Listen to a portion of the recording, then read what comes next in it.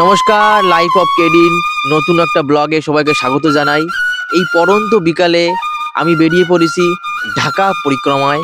জানি যে ঢাকাকে রিক্সার শহর বলা হয়, আর এই ঢাকায় এসে রিক্সায় চড়বো না সেটাকে কোনো হতেই পারে না। তাই আমরা আজকে পরিক্রমায় রিক্সায় চড়ে পরিদর্শন করছি। আর আমার সাথে আছে আমার দুটো ভাই। আমরা এখন ঢাকাকে ঘুরে দেখতে বেরিয়েছি।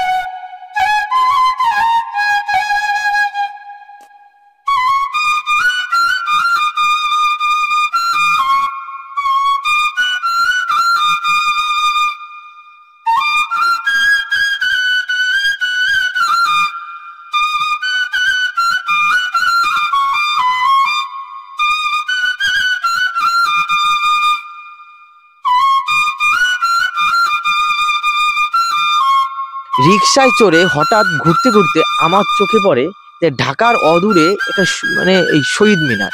নিশ্চয়ই আমরা শহীদ মিনার সম্পর্কে কিছুটা হলেও জানি।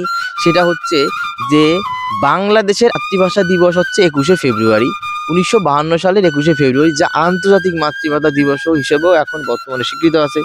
আর এই আন্তর্জাতিক মাতৃভাষা দিবসে যে মেইন প্রেক্ষাপট, এই ভাষার জন্য যারা জীবন দিয়েছে তাদের স্মৃতি রক্ষার্থে এই স্মৃতিস্তম্ভ বা এই শহীদ মিনারটা তৈরি করা হয়। যেমন শফিক, রফিক, জব্বার, বরকত স্মৃতি রক্ষার্থে আজকের এই শহীদ মিনার। এটা দেখে আমি না নেমে পারলাম না, তার জন্য মনে হচ্ছে যে এটাও একটু আমি দেখি প্লাস তোমাদের একটু দেখাই।